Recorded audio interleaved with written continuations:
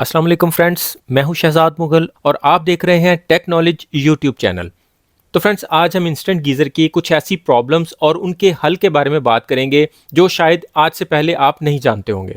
जिनमें कुछ प्रॉब्लम्स तो कॉमन है, जैसे कि टैप खोलने से गीज़र बिल्कुल भी टिक टिक नहीं करता या फिर थोड़ी देर चलने के बाद बंद हो जाता है।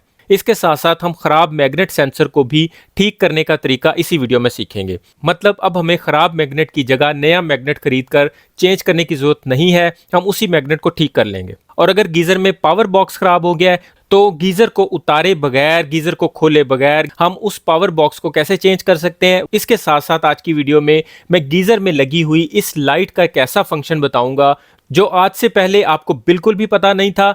आप सिर्फ इस लाइट के थ्रू गीजर के फॉल्ट किस तरह ट्रेस कर सकते हैं, ये भी इसी वीडियो में बताने जा रहा हूं। वीडियो को सिर्फ एक बार पूरे ध्यान से और स्किप किए बगैर देख लें, आपकी जिंदगी आसान हो जाएगी। हमें सबसे पहले तो गीजर के सेल ही चेक करना होते हैं। किसी मीटर से सेल को चेक कर लें कि ये 3 वोल्ट दे रहे हैं या नहीं, और अगर ये सही है तो फिर हम इन्हें बॉक्स के अंदर दोबारा डाल देंगे और फॉल्ट को ट्रेस करने के लिए गीजर का टॉप खोल लेंगे। गीजर का टॉप खोलने के लिए इसके नीचे वाली साइड पे भी 2 पेच होते हैं और सेम इसी तरह ऊपर वाली साइड पे भी 2 पेच होते हैं। ये 2 पेच खोलेंगे और इनके ऊपर वाले ये तीनों नॉब उतार लेंगे। और अगर आपके गीजर में डिजिटल मीटर भी साथ लगा हुआ है तो टॉप को उतारते वक्त उसके ये दोनों जैक उतारने पड़ेंगे।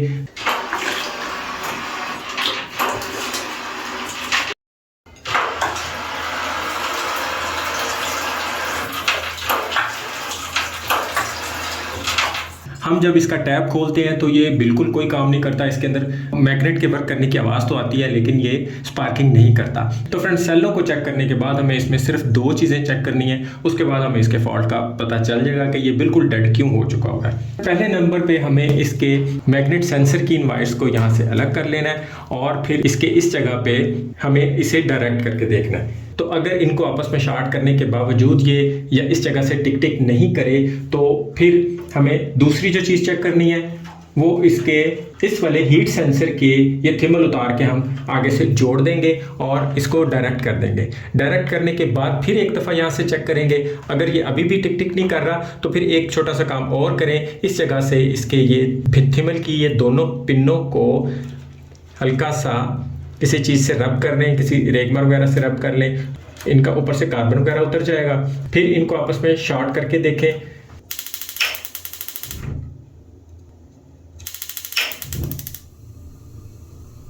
ये शॉर्ट करने से अगर गीजर यहाँ ऑन होना शुरू हो गया है तो फिर समझ लें कि इसके इस सेंसर में फॉल्ट है। तो इस सेंसर के पास इस तरह मैग्नेट को लेके जाए तो ये अगर ऑन हो जाता है तो फिर समझ लें कि आपके पानी का प्रेशर इतना नहीं है कि इस पाइप के अंदर मौजूद मैग्नेट ऊपर जाके तो इसके सेंसर को ऑन करवा सके।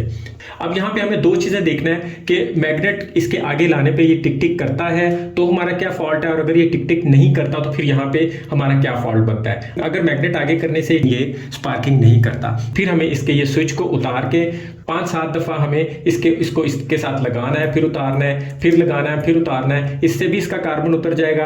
अदरवाइज आप इसके अंदर WD-40 का स्प्रे इस साइड पे भी कर दें और इस साइड पे भी कर दें और फिर 2-4 दफ़ा इसको लगाएं और उतारें तो इसकी कनेक्टिविटी ठीक हो जाएगी, बेहतर हो जाएगी, जिसकी वजह से ये चल नहीं रहा था तो ये ठीक हो जाएगा।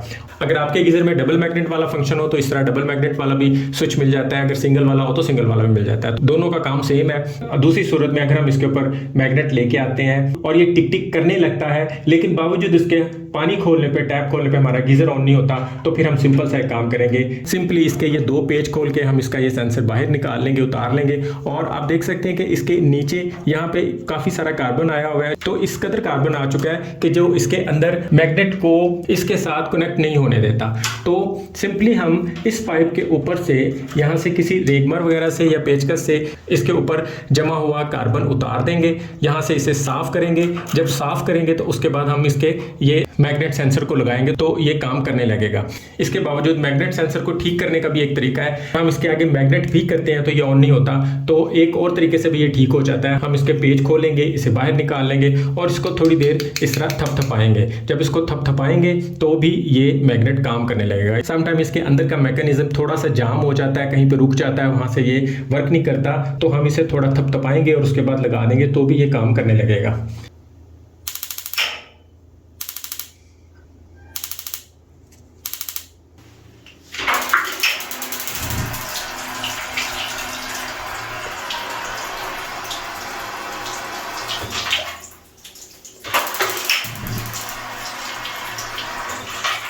और अगर आपका ये मैग्नेट सेंसर भी ठीक है, यहाँ से कनेक्टिविटी भी ठीक है, सेलों से करंट भी आ रहा है और ये ओवरहीट सेंसर भी ठीक है और ये ऑन ऑफ का बटन भी ठीक है, क्योंकि बहुत दफ़ा बटन करंट पास नहीं करता। तो इस चीज़ को देखने के लिए इसके इस जगह पे हम मीटर से इसके वोल्ट चेक करेंगे, तो जितने सेलों के वोल्ट होंगे वो यहाँ पे शो हो रहे होंगे। और अगर ये सब कुछ ठीक है तो फिर इसमें सिर्फ एक ही चीज़ ख़राब हो सकती है, वो है इसका ये पावर बॉक्स। तो हम इस पावर बॉक्स को खोल लेंगे, इसके अंदर अगर कोई दिखने वाला कंपोनेंट आपको ख़राब लग रहा है, अगर वो ठीक होने के काबिल है तो उसे हम ठीक कर लेंगे, अगर नहीं तो फिर हम इस पावर बॉक्स को ही चेंज करेंगे। इसे चेंज करने का तरीका, इसकी वायरिंग का तरीका मैं ऑलरेडी वीडियो में बता चुका हूँ। इसके अलावा ये इंस्टेंट गीज़र पानी के तेज़ प्रेशर से ही काम करता है, तो पानी का प्रेशर बढ़ाने के लिए भी मैं ऑलरेडी वीडियो दे चुका हूँ, वो भी देख सकते हैं। इसके अलावा जो इसमें और फॉल्ट आता है वो भी मैं आपको बता देता हूँ। समटाइम ऐसा होता है कि गीज़र ऑन हो जाता है लेकिन थोड़ी देर के बाद गीज़र ऑफ हो जाता है, यानी आप इसे टैप खोलते हैं, गीज़र ऑन हो जाता है, 2-4 सेकंड के बाद गीज़र ऑटोमेटिकली ऑफ हो जाता है, फिर दोबारा से टैप ऑफ करना पड़ता है और दोबारा से टैप ऑन करें तो फिर ये चलने लगता है। तो उसमें इसके 2 फॉल्ट हो सकते हैं। सबसे पहले तो आपने इसकी ये अर्थ की वायर चेक कर लेनी है। बॉडी के साथ अगर अर्थ की वायर अच्छे से नहीं फिक्स की होगी तो भी गीज़र थोड़ी देर के बाद बंद हो जाएगा। इस अर्थ की वायर का पेज को आपने अच्छे से टाइट कर लेना है। जहाँ पे भी ये लगा हुआ है अगर एक दफ़ा खोल के इसे साफ करके दोबारा लगा दें, जंग की वजह से भी कनेक्टिविटी खराब हो जाती है तो भी ये 2-4 सेकंड के बाद बंद हो जाता है। और इस फॉल्ट की दूसरी वजह इसका ये सेंसर होता है, या तो ये सेंसर बहुत ऊपर होता है, आग इस तक नहीं पहुंच सकती, या फिर ये यहाँ से साफ नहीं होता। इसे अच्छे से यहाँ से साफ कर लें तो भी ये सेंसर काम करने लगता है। और या फिर इस सेंसर की ये जो नीचे वायर लगी होती है ये इसके साथ सही से अटैच नहीं की होती, तो इसे एक दफ़ा उतार के आगे से हल्की सी काट के, ये ऊपर से रबड़ होता है लेकिन इसके अंदर लोहे की तारें होती हैं, तो उन तारों को जिस तरह हम मोटरसाइकिल के प्लग के साथ लगाते हैं इसी तरह ही हम इसको इसके साथ लगाएंगे तो ये सेंसर काम करने लगेगा।